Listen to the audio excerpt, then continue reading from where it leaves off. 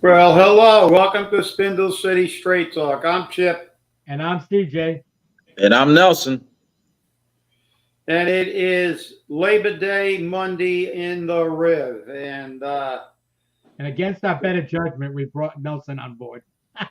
And since it's Labor Day, I think I'll start out with your quote in the weekend flush. Labor Day is a time to recognize and reflect on that work and for elected officials to recommit to the too often ignored task of fighting to improve the lives of working families. Alyssa Slotkin. Well, Paul, I hope you should take that quote, post it on on every wall in your office and in your bedroom and read it 1,000 times, but it won't do us any good because all you do is what the rest of the thing you talked about in a weekend flush, which is make your rich friends richer and the poor people poorer. That's right. So that's our start on Labor Day. We can talk about how the Cougs is taking care of all his rich friends at the expense of and operating a real estate business while he's the mayor. It's kind of like our federal government. They're doing everything except dealing with the major issues in the world. We got the world on fire, and all they're worried about is maintaining their power base. So this is a day that we should remember the hard work, especially in a city like Fall River, that we had a lot of immigrants that came over here and worked in the sweatshops for many, many years, working hard to get money and bring up a family. And it's a day that we should all, especially in this city, take note of. Hey, we've come a long way from the days when kids were chained to the machines. That's for sure. Yeah. And even when they weren't chained, they had to work like 12 hours a day for 12 cents or 14 cents an hour. Yeah. I know that. My mother worked for 55 years in a sweatshop. And when she started, I think she got 14 cents an hour in shoulder and shirt. So she worked there for 25 years and then worked for 30 years and still ran frocks. So my mother was a member of the International Ladies Garment Workers Union. And now known as Unite. Yeah, which at the time when she started working, there were no unions. They were still basically de facto chained to the machines because they worked on piecework. So, but everybody forgets that now. Everybody's running around talking about what can you give me for free. So that's what we have. Yeah, that's the way it is. It's gimme, gimme, gimme. You had something to say, Nelson? Yeah, just real quick on the significance of this holiday. Back in those days, as Chip alluded to, people worked with their bare hands to the bone for decades to pay off their house, but never in their wildest dreams could they imagine the fruits of their labor practically being taken away by government over taxation and them losing their homes. What a real difference we have come from that time frame to now. So it's heartbreaking to see. Yeah, well, again, times have changed, and we know that. And back then people used to get injured. They get their arms trapped in the machines, and some were getting 14 cents an hour, some were getting 14 cents a piece because they were working on piecemeal. So we've come a long way, baby. But well, we've actually, we've come a long way, but not in the right direction. Obviously, that's right. The American dream is now dead for everybody. Right. The average person can't get a house anymore. The interest rates are through the ceiling. The average starter house is so expensive with the interest rates. Nobody can afford a home anymore. That was the American dream. Work hard. You didn't have to be a captain of industry or a political tick and a friend of Paul Coogan's or some other politician to get ahead. If you worked, even though if you worked at a job you didn't get a lot of money at, but you worked hard, and you sewed a lot of sleeves on, and you sewed a lot of collars on. You got a paycheck, you saved your money, and you made a life for yourself and your family. Those days, unfortunately, and why? What is to quote the Democrats' BS thing? What is it? Yeah, no, yeah. Well, that it is. You're right, though, Steve. It is dead for the Americans. That's what we're talking That's about. for It's sure. dead for us. For the illegals, it's alive and well. Now they're going to get 150 grand to buy a house. Americans can't buy a house. They're going to get 150 grand to buy a house in California. I mean, this is why these elections are so important. People are gonna wake up. They have to wake up. This is crazy. It's crazy. What's happened in this nation is nuts, and in this city is crazy. There's no longer any consideration for the average American with the crime, with the inflation. They don't care. They just do not care. You look at what's happening here. Like I said, the world's on fire. You just had 6 people murdered in the Middle East. You don't see much of that. You'll see that spin, and they're spinning it to why we have to have a ceasefire. Oh, they just killed hostages. Hamas murdered hostages. And the mainstream media is doing the party line. We need a ceasefire. We need a ceasefire. We got the parents, and I understand the parents. They want to have a ceasefire. They want to get there. But we never learned from history. A ceasefire is not going to do any good. You may get some of those people out of there, but it's going to happen again and again and again because Hamas has made it clear. They are going to continue to slaughter Jews as long as they're breathing. And no matter how much you tell these people, government is the worst thing that we can have. Politicians are the worst things we can have because they didn't learn in World War II. They didn't learn in World War II. Yeah. 50, 100. Yeah, the money's coming from us, Sue. You know that. The money always comes from us. We're going to pay till we're broke and we're living in a tent like they are in San Francisco. That's the way they're going to run this country. But you look at what's happening over there. World War II, we didn't learn. The end of World War II, George Patton said, we're in Europe. We have battle-hardened troops. We have all the equipment. Let's take Russia now. Let's take them down now. And I still believe they murdered him. They said he died in a Jeep accident, but I think they killed him. Did we learn then that you have to take care of your enemies and annihilate them? No. In Korea, General Douglas MacArthur, when we pushed the Red Chinese over to Yalu, we had them on a run. MacArthur said, let's go into China and take care of China. Truman fired him. That's what politicians always do. That's why we never stop having wars, because they don't understand that you have to eliminate your enemy.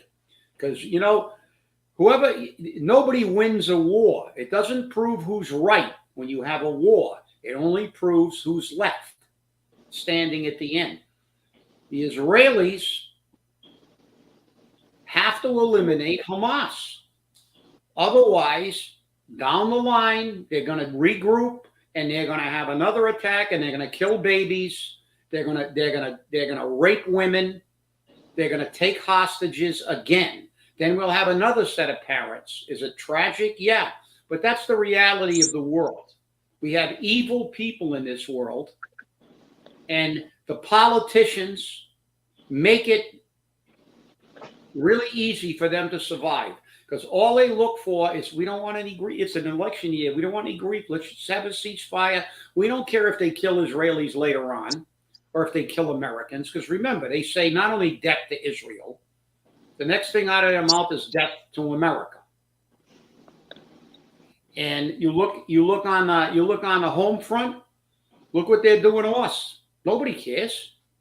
150 grand for a house.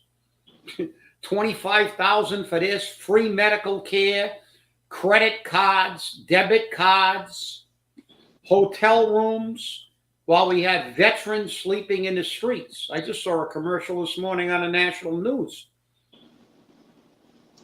about an organization raising money to house homeless veterans so they can get their lives back on track. And what do? What do our politicians do? Every single state rep voted against giving priority to veterans. Every single one of those scumbags. And with that, I'll turn it back to you guys. Well, what's interesting is that the votes are always there for everybody. And people don't pay attention. That's one of the big things. Nelson, I gotta go over to you. You sent me something this morning, last night at 9:00. Yes. From the police union. Would you like to read it, or do you want me to read it? You can read it, CJ. You could do the honors, but that is from the Forward Reporter. I want to get that out there. They posted that, but I had to get the screenshots in. But it's a very, very telling email. Yes. Yep. Okay. Good evening. This email is being sent out in response to the email sent by Detective Sergeant Moses Pereira. As everyone is aware, I have personally gone around to each member in good standing over the last few days to poll our membership regarding their own thoughts with concern to the confidence or no confidence in Chief Garvin. Abstention was also a choice provided. The reason this poll was conducted in this manner is to ensure that 100% of our body in good standing was afforded the opportunity to participate anonymously without fear of retaliation. A face-to-face process was decided so that members would have the opportunity to discuss issues which led to this decision. The election buddy system would not have provided the ability with speaking privately. Detective Sergeant Pereira's email requesting an open forum discussion would put members in unnecessary risk of falling victim to subterfuge. While a petition special meeting is within the rights of a union member set forth in the bylaws, this e-board does not want any member to feel strong-armed into airing their personal issues or grievances. Furthermore, the poll of the membership has concluded and resulted in an overwhelming majority indicating a lack, I want to say that again, indicating a lack of confidence in Chief Paul Garvin. Respectfully, Sergeant Keith Strong, President, Florida Police SOA. Superior. Well, there you go. The Superior Officers Union. Well, I disagree with the methodology, but that's, I probably was the first union to take a no confidence vote. We took a no confidence vote in Chief Dawson. We had it at the Union Hall. We conducted it as a regular election, as we would an election. We had, do you have confidence? Do you not have confidence? People were able to cast a ballot, obviously a secret ballot, and we had the results hard numbers. It wasn't just a general number. I understand what they're saying, but that's not, that leaves it open to people saying, well, this is their opinion. I prefer it to have a hard vote. We all understand about retaliation, but that's what unions are for. Unions are there to protect their members against retaliation. If the department attempts to retaliate at them, they should take them and use the full weight of the union and the state union and the international police organizations to take the city on. I understand what they're saying, but that they're fearful of retaliation, but that's part of the game. That's part of being a union leader. Every single convention I ever went to, national convention I went to, for the nearly 25 years I was a union president, every other year, biannually, we had a national convention for all the firefighters in the United States and Canada. And every single one of those conventions, they would walk a couple of union presidents up to the stage, introduce them, and say, these men got fired because they fought for their men, and we're going to court, and we're gonna get them back to work. And they did in every single case. That seems to be lost today. They don't want to just look. You got to take them on head to head. Yeah, I believe that it would have been much better to have a hard number. Because I don't care what you say, there are leaks all the time. I think when we took the vote, it was 200 and, I'm good with numbers, but that was so long ago. It was 230, 235 or 240 to 5 for no confidence. And the 5 people were the 5 people that worked in the office with them. We know who they were. I mean, it was a secret ballot, but we know who voted for them. That said they had confidence in him. They had confidence that he would take care of them. That's what they had confidence in. But it's a tragic thing, and I know that Nelson has been calling for a very long time to move to get an outside chief, somebody who doesn't know anybody, doesn't have any friendships. And we've seen it done in other places, and I agree with that. There comes a time where you have to say, listen, this is degraded into a situation where we need somebody here that knows nobody, is a professional, can reorganize the department and use his own judgment to do it, and there will be no favoritism because this guy doesn't know anybody. Right. And the people deserve it. The people deserve that type of a police department. Look, the drugs found in the desk. That debacle. The drug bylogs vanished. Nobody knows where it went. All the cases that's going to impact of people going free. And like you said, Chip, sometimes you have to travel the road less traveled to get the results that you want. Period. Because at this point, what this proves is that we have a police department in total disarray. We've been told for weeks, don't worry about it. No problem. But here again, we're going to have maybe the third or fourth chief? I think it's the third one under this current leadership in 4 years.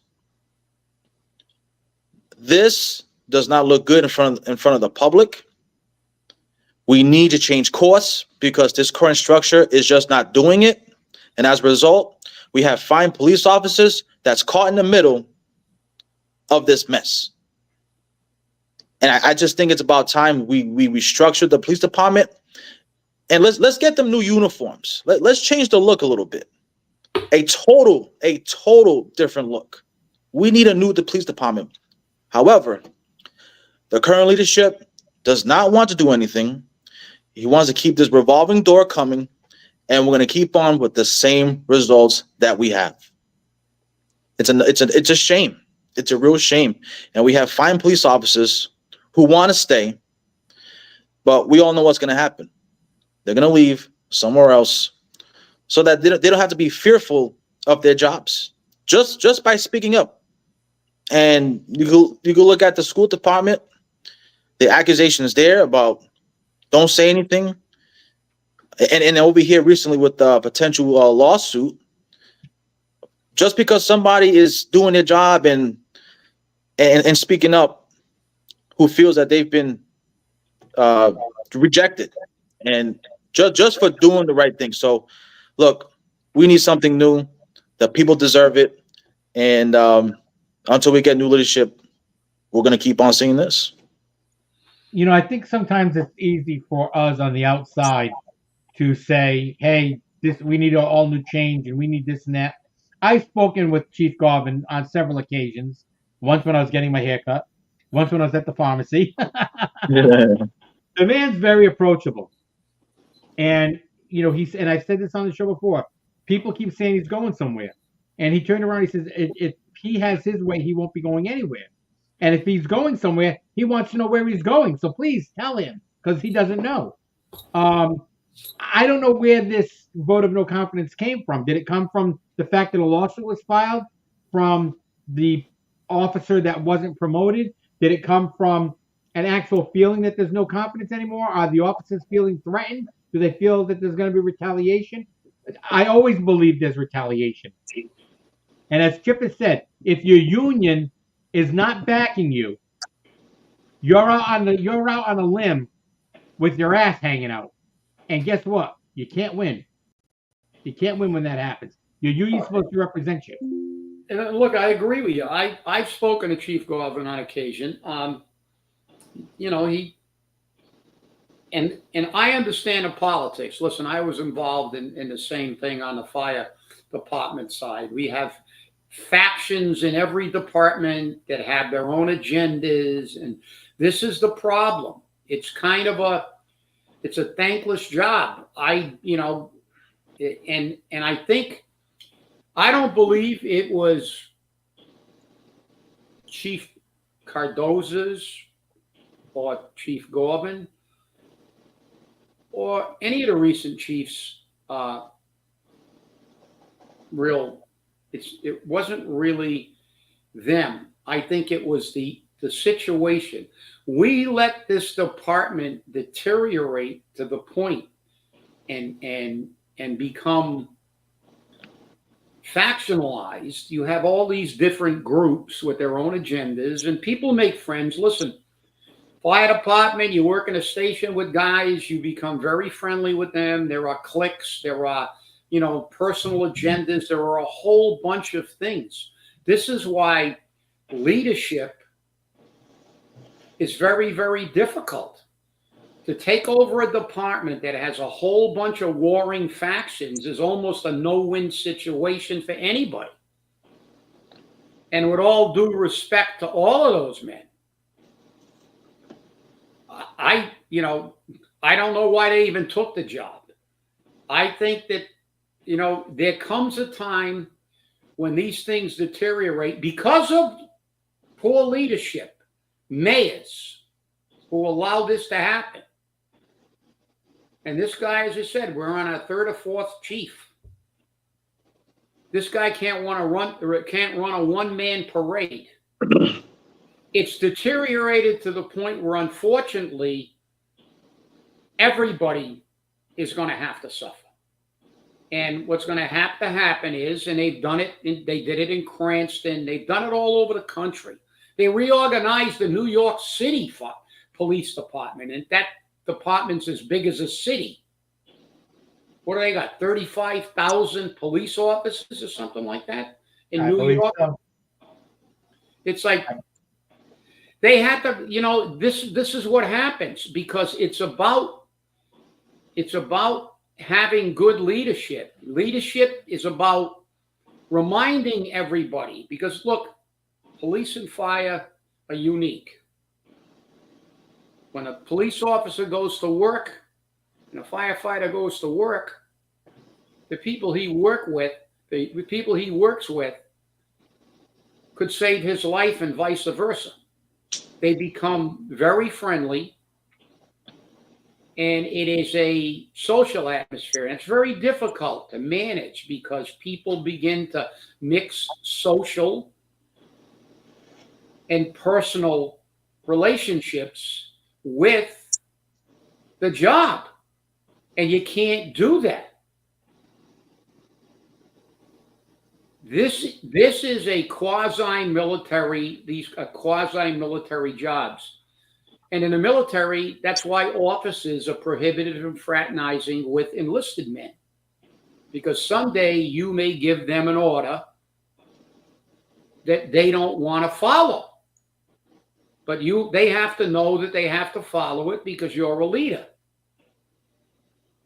But when you bring the personal aspect in, it's problematic because they go, oh, remember, last week we went to the hockey game and we were drinking beer and everything else, and I thought you were my friend. Well, I can be your friend. But in this situation, this is why on a battlefield or in a police or fire department, you have to. I never went, and you can check.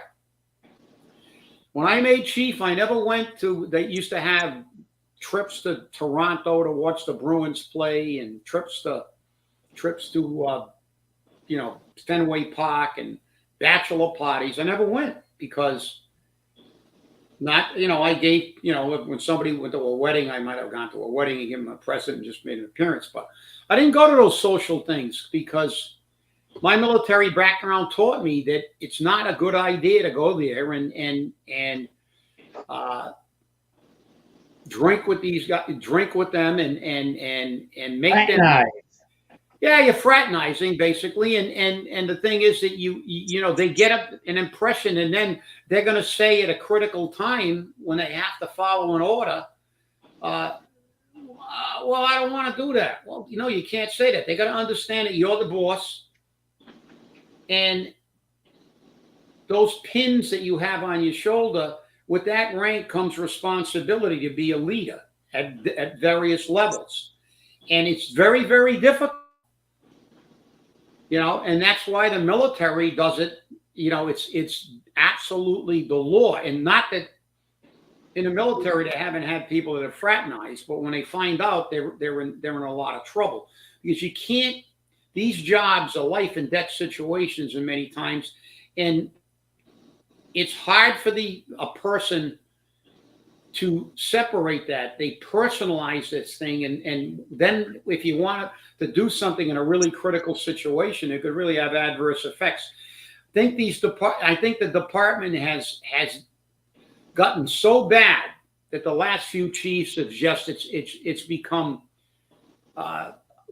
different camps and different agendas and different things. And what you need is a new leader to come in and say, okay, this is real easy. This is not a club. This is a job. You come to work. You're here to do your job. Do your job. You want to socialize outside this environment. I'm going to give everybody their job. I don't care if you like it or dislike it. I'm the boss. I'm giving you the job. You do your jobs, and then when you're done with your shift, you can do whatever you want. But when you're here, you're subject to the rules and regulations, and everything's going to run. There's going to be no more of this crap. It's very, and look, it's not easy. I'm saying it, but it's very, very difficult. Believe me, very, very difficult. And I sympathize with those guys, and it's really, really hard to do. I think that they took on a basically impossible job because you remember that old song by Ricky Nelson, The Garden Party? Yep. You can't please everybody, so you got to please yourself. That's it. So the problem is when you take those jobs, you can't please everybody in your department. Nobody can. It's impossible. It's an absolute impossibility. So what you got to do is do your job. And that's what you got to do. And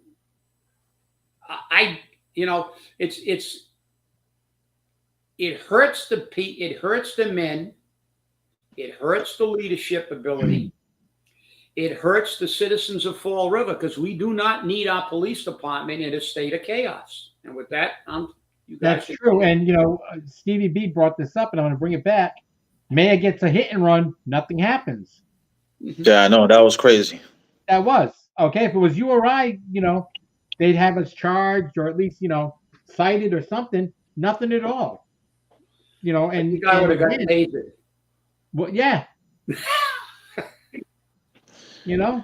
That was a crazy story. Hit and run, but I'll just pay the ticket. I'll just pay the $1,000 and Yeah, I'll write him a check. nothing happened. But me and you, like you said, cited. We're paying more for insurance through the wazoo. The whole nine. The whole nine. That's right. That's right. So, and again, where are you going to get a change in whether it be police, fire, DCM? Where are you going to get a change in those departments? When it starts at the top, when it starts with a new mayor who changes the entire city. Because this reorganization that Paul has done to these various departments has cost us more money.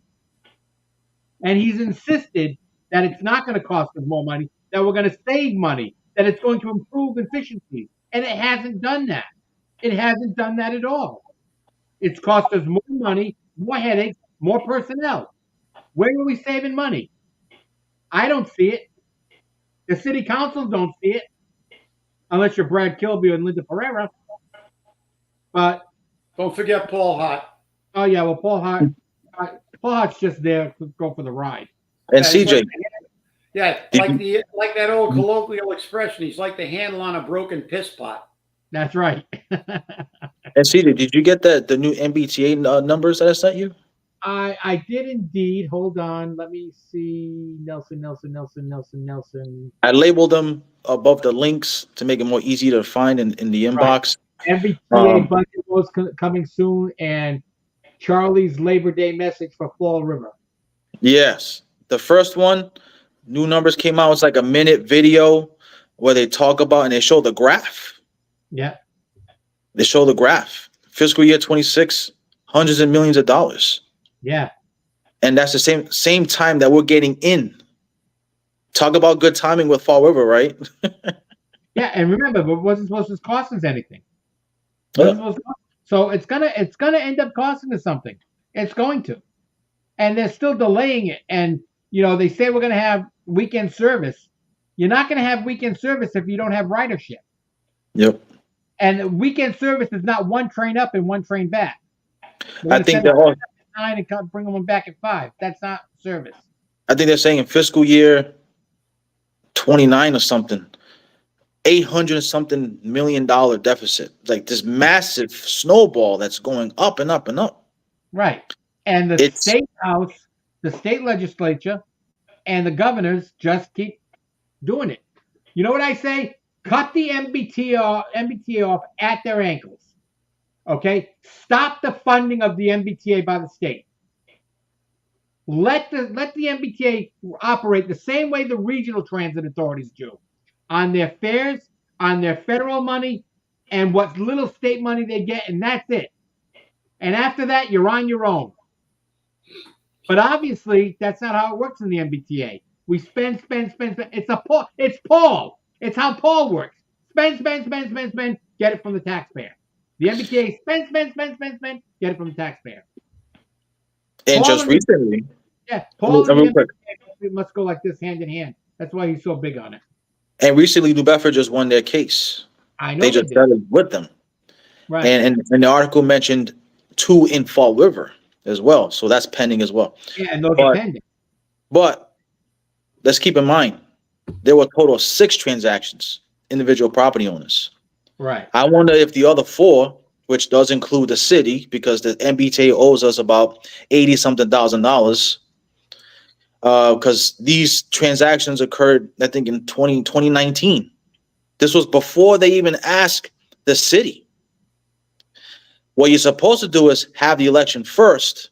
That's right. See if the people want it or not, and if they say yes, then you build the track.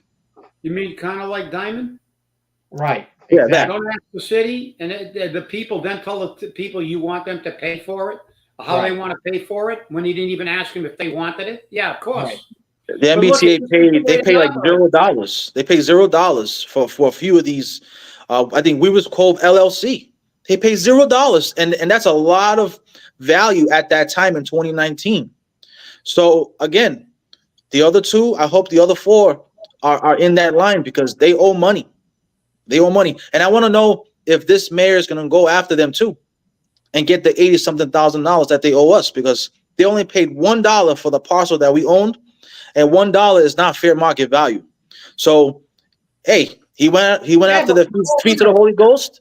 He might as well go after the MBTA as well. but for Fall River, $1 is kind of regular business.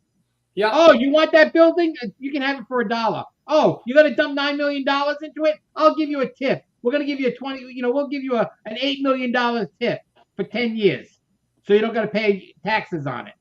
Oh, wait a minute. The school building. It's owned by somebody else, but I'm going to take it and promise it to the veterans when he's trying to make it into affordable housing. Who cares? Doesn't matter. Doesn't matter. I don't want affordable housing. I don't want affordable housing. I want market rate housing. Yeah, and what he doesn't understand though is what this market rate housing is. They're receiving huge reductions in their taxes. That's Yes, not they are. free. And That's right. that tax burden gets shifted onto everyone else in the tax base, That's which right. increases their taxes. And what We've and been what they saying this all along. and this city is not doing anything to minimize that impact. That's right. The only thing they're doing is to stabilize that impact is to reach into the pockets of the people with new fees and all this stuff. And let me This tell you is something. it's unsustainable. If these developers did not get a tip or did not get a tie, okay, they wouldn't qualify for like the HDIP program. And that's the reason why the city had to give them those tips or ties. Because the state wanted to see that the city was buying into this. Well, okay, I'm going to give you a tip. I'm going to give you $1 a year for 5 years. That's it. There's your tip. $1 a year for 5 years. Not $10 million a year for 5 years. If they're going to get a tip, they're going to get a tie. $1. There's your buy-in. I'll say this to end my portion with this one. I know we're over time, but it's a great show. We hear it all the time. There's new money coming in, but when you look at the reduction in taxes, these people are paying nothing in the tax base. We're getting peanuts in revenue from them, and the MBTA, the law says for the MBTA's communities law that we have to create about 6,000 or so apartments. We need to create about 6,000 or so apartments. So if you just look at the average, the market can bear $2,000. Obviously, the more bedrooms, the more money. That's going to be over $100 million in rental income that they're receiving, paying little to no in taxes, and we're getting chump change. That's right. We are getting chump change from these people. And we have the city doing nothing. They want to talk about raising revenue. These people are getting over $100 million, like 140 something million dollars. If you just do at the 2,000 price range, because the market can bear that, just to get a broad picture of this. That's a lot of money. We could tack on a nice little impact fee so that we can generate at least $28.8 million, because I did the math. Okay. And the only way that fee goes away is when the HDIP expires, because at that point they have to pay 100% of their taxes. But right? With no more deductions. That impact fee may be declared a tax, in which case they can't assess it on them because we're limited to 2.5%. This is where you got those. Well, but the city can raise revenues. We can raise revenues when we need to. So yeah, trash fees, pay as you throw. So look, the options there to generate some real money. All right, $28 million. Look, that pays Durfee, Diamond, and we'll still have money in the bank. Paying bills, saving money, and giving taxpayers a break, so you don't have to raise 2.5%. But as of right now, they want to talk about revenue.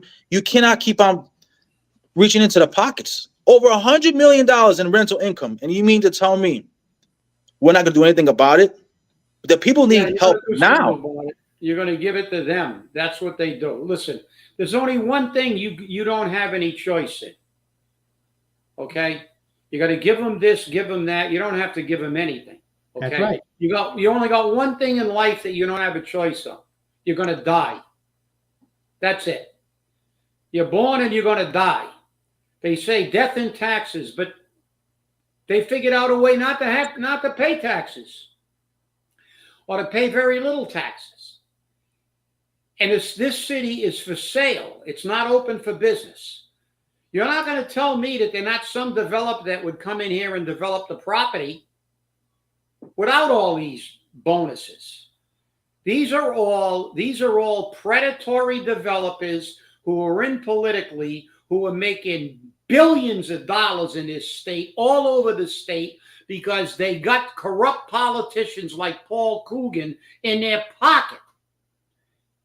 And the banks that give out the loans and everybody else that's involved, you have nothing but corruption up to your eyeballs, and especially in these blue states. Corruption up to your eyeballs.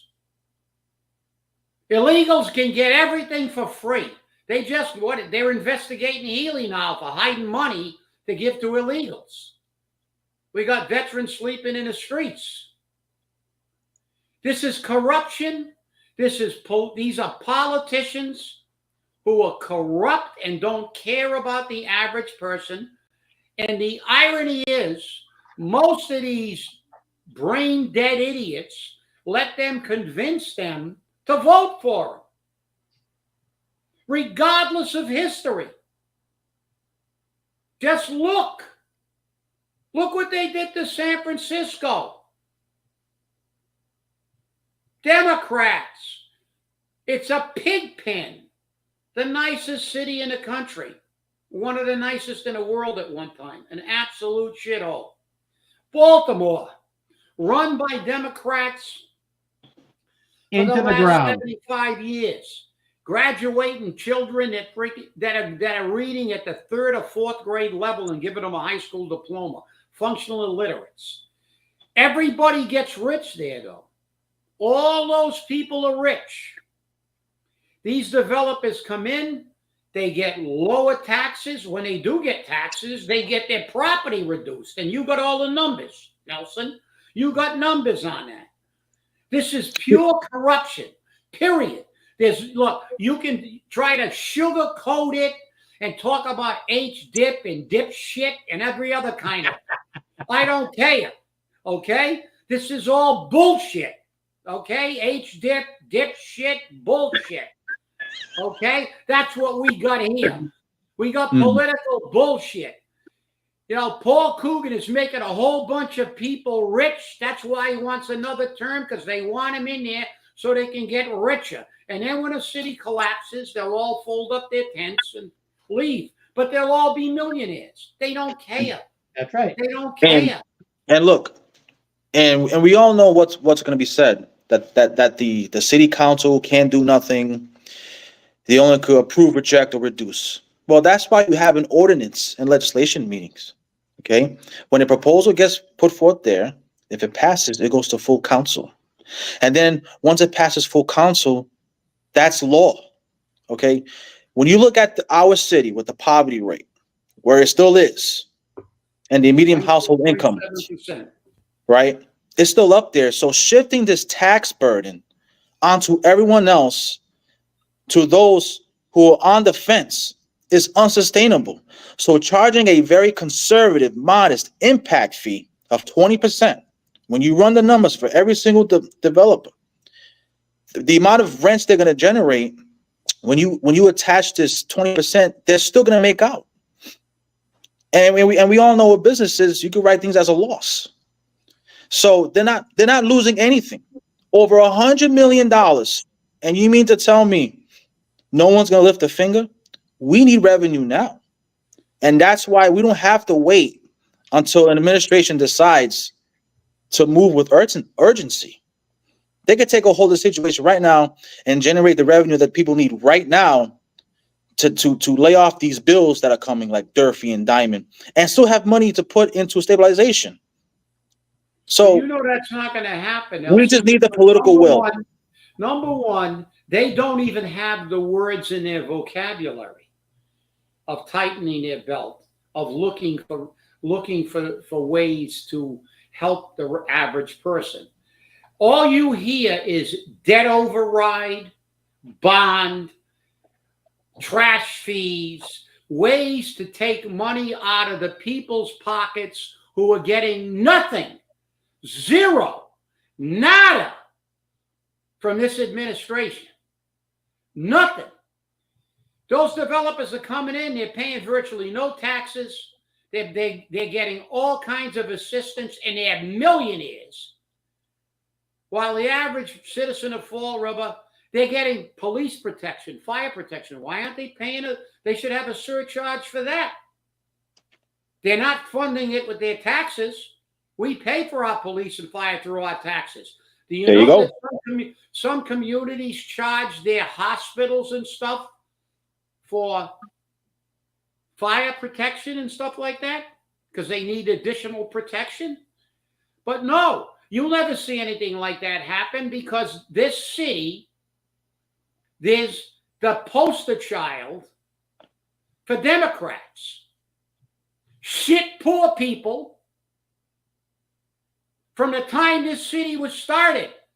You had them smoking their cigars in the Highlands on their widow's watch. Smoking the cigars. Watching the people being chained to the machines, working for nothing. I got the books. I'm staring at the book in my bookcase. Labor's Untold Story. When in 1850, they went to Washington and said, I'm living on $125 a year with a family of 6. I gotta go contaminated muffles. I gotta go dig clams and steal wood to have I can't take my children to the doctors and the Braytons and the Durfees were sitting on their porches smoking cigars and taking every penny. Paying them 14 cents an hour, and then they owned the stores where they had to buy their food from. And they owned the buildings that they lived in. They owned everything. That's right. Everything. And they're still doing it today. Through taxation. And look, the Lafayette lofts, for this tax year, 98% reduction, 3.8, a little over 3.8 was reduced because of these luxury deals. Only $78,000 he's being taxed on the building. Listen, this is unsustainable. The city council needs to go through ordinance, put in an impact fee, 20%. When they run the numbers, they still get out ahead. The proposal that I'm putting forward, it accomplishes those things, but everybody wins, including the city. And most importantly, the people of Fall River who need help, because they're talking about this market rate housing is new money and all this stuff. And yet they're still talking about revenue generating ideas. We need help now. A 20% impact fee is very conservative.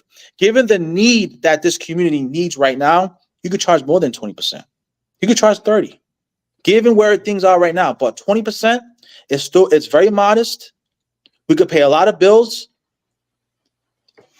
I mean, what else? What other option have they came up with to generate the type of money that we're going to need to pay back these bills that's coming down? Because let's remember something with these reductions in taxes is that when they pay reduction in taxes, they end up paying less for Durfee and Diamond in the long run because the values are going down while everyone else is paying 100%.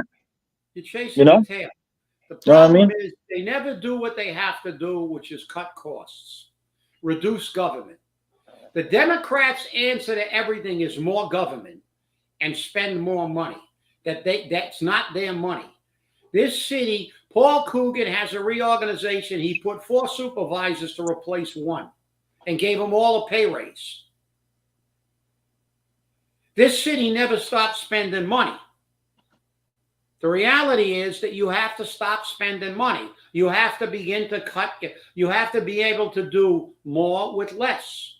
You have to learn how to have a lean. Years ago, they had these little things in government when the taxpayers paid attention before they all ran to the suburbs and left these cities on their own with people who just don't get to the polls and these corrupt politicians and developers came in.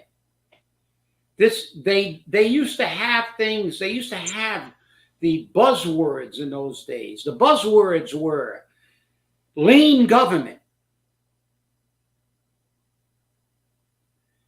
effective, efficient, small government.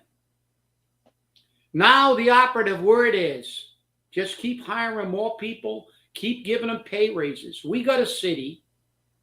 You expect you'll never stop taxing those people either, because the way they run this now is they keep spending money, they keep adding jobs. They have said on record they can't borrow any money till 2033. But they're still giving out pay raises. And we're They're still borrowing renegotiating money. contracts. And listen, when that guy went in front of the Congress in the 1850s or so, next show I'll have the book and I'll read it again. But that was nearly 175 years ago. And it hasn't changed. It's gotten worse. Right. It's gotten worse. That's the irony of it. Because we have people, and it will not change until we do one thing: throw their asses out in the street and just show them. Pay attention, do your homework, don't listen to what they say, watch what they do. I don't want to hear Linda Pereira saying it's promised to the veterans. Where are you? Where were you? Did you go storm Boston when they said no to veterans housing? Did you call out our entire state delegation? No. You didn't say a word. And you won't say a word because you're one of them. All they do is talk, and all they do is spend. You can't fix this problem. You know what's going to fix this problem? There's only two solutions. One is people get their asses to the polls and vote these people out and put people in who are going to do the job and readjust our priorities to where it's the citizens of Fall River and the taxpayers, not their rich friends. Or we go into receivership, and then a receiver will come down here with a chainsaw and take this city apart. And then we'll have nothing left for the city. And we'll get high taxes too. And right. You know, the mill in the Flint, you know, they're gonna redevelop that mill. It's 400 units, big building. I mean, can you imagine the reduction in those taxes? I mean, again, we just can't put it on the backs of someone in their mid 80s and everyone else. You know, look, for some time, you know, for my closing message, when you look at these budgets that came down, the taxpayer was not in mind. Our residents have not had a seat at the table for a very, very long time under this current leadership. It's been taxation and taxation. The ATM machine, you can't even turn on the ATM machine. Never mind it being out of money. They have not had a seat at the table, and now they want to put the screws to them again. Now we need to put it onto those who can afford to pay, so that everyone can thrive. Because that's what it's all about. It shouldn't be just a select few to thrive. Without the city, without the residents, you don't have anything as far as a city. Once that crumbles, what do you have left? We need to make sure that our residents have a seat at the table, and what I proposed is very modest, it's conservative, and it generates revenue. We pay bills, and we keep the ship going forward without having to talk about reducing fire or police or debt override. With the amount of apartments, 6,000. I mean, when you do the math, the numbers don't lie, and it's the only solution that we need right now that would really do the job. So no, I'd have to disagree. That's not the only solution. The solution we need to do is to have our government stop spending. You can't have a mayor that says, I'm going to reduce your taxes. Then all he's done is spend money and look for overrides and continue to spend money. You can't have the hypocrisy. Yeah, and they don't. Yeah, expand your news source. That's sake of those you leave behind. But the fact is that people are going to vote, and the problem is that most of the people that used to affect this city, and Labor Day, it only makes it more, you know, dramatic that this is a day that we're respecting the people who built this country with hard work, not the rich clowns that sat up there smoking their cigars in the Highlands. This is supposed to be a day of the American worker, which now they're disrespected by their own. Look at the teachers union selling out for stuff for themselves, and while their people are not getting sufficient pays and things like that. They call themselves advocates, but they're not advocates. The bottom line is that cities cannot continue to act like the federal government. The federal government can deficit spend. I'm going to close with this because people don't seem to realize that they're going to do this, and what they're going to do is destroy the country. They'll wreck the country's economy. We'll be a third world economy. But cities and towns are prohibited. States, cities, towns are prohibited from spending more money than what they got. The city council has all the power. I'll ask CJ one question before I close. What's the most powerful committee in government? Ways and Means. Ways and Means. That's right. That's the way and the means you do to pay things. The city council is our ways and means. If the city council tells Coogan, pick a finger, you're going to stop spending because we're not going to give you the money. Figure it out. Yeah, but you see what happened with this last budget was if you don't approve it, the person's not going to get a paycheck, and we're going to have to lay them off. Well, I don't want to lay anybody off. You got to lay somebody off. Somebody's got to take the hit. Well, when you got 6 people doing a job of one, you got 5 people that shouldn't be there in the first place. That's right. I mean, there's the problem. The problem is nobody likes to see anybody laid off. But when you got things like the MBTA, where every politician's relative is employed at the MBTA, no matter how badly they run that thing, they just keep getting money. The United States Post Office, the same way. Another place that no matter how badly they perform, it never goes away. This is what government does. This is what government does. Yep. You got to make these people toe the mark. The city council has got to say, figure it out. And then when he says, I'm going to cut fire and police, I'm not going to lay that guy off, go, well, we're going to defund you and your whole office. You're not going to lay fire and police off. You're going to lay people off. Bring a independent consultant. They did that years ago. Actually, it was called the Coopers and Libran study. They came in and they studied every position in the city, and then they came down with a whole thing. This position isn't needed. That position isn't needed. This is a duplication. We know where to hide.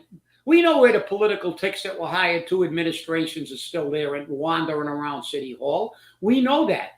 There's a whole bunch of people here getting paid and got jobs that really aren't necessary. And, if you're working at a job you shouldn't even have, the taxpayers are taking it on the chin. They're getting paid to do our business. And to give us and here's a mayor that said, I'm giving you a tax break, not once, but twice.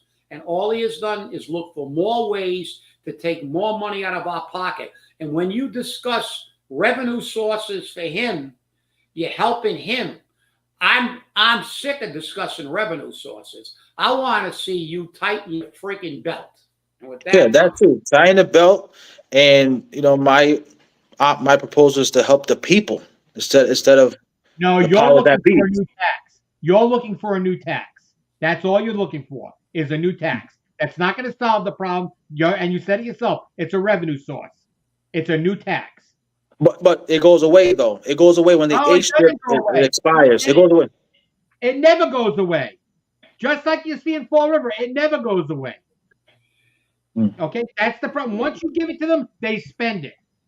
That's right. No matter what Therein it lies is the for, I they know. problem. spend it. No, I know. No, I know what you're You're saying. 100% right. No, More I know what money you're you saying. give them, the more money they spend. That's Because right. the bottom line is that it's just like the millionaire's tax. Everybody talks about the millionaires. Say, "Yeah, screw them, they can afford it." But you know what a millionaire can do? Leave. They can go anywhere they want. Those things don't work. Yeah, we can't Putting, sign football players to the Patriots no more. economically, they have proven that spending money doesn't reduce inflation; it increases inflation. And the more you look for taxation, the worse the economy becomes. Because when you tax a segment of the population that has the ability to get away from those taxes They by do. moving away, you're going to lose. It just doesn't work. You know, the whole problem is when you get into these discussions, you're chasing your tail because government, by definition, is ineffective. Until you can control government spending, you can't do anything to help the people. And that's the bottom line. That's true. Well, we've gone for an hour, so it's time for us to close this Labor show. Day. We're tired. We're laboring. I wanna thank you all for watching, and remember, stay safe, stay angry, and hold your politicians accountable. We'll see you on Wednesday. Enjoy the rest of your holiday. I'm having a steak.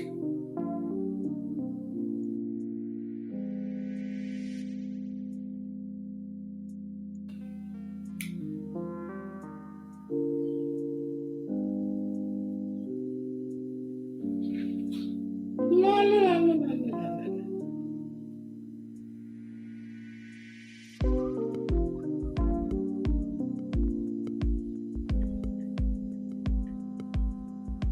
Dinner here.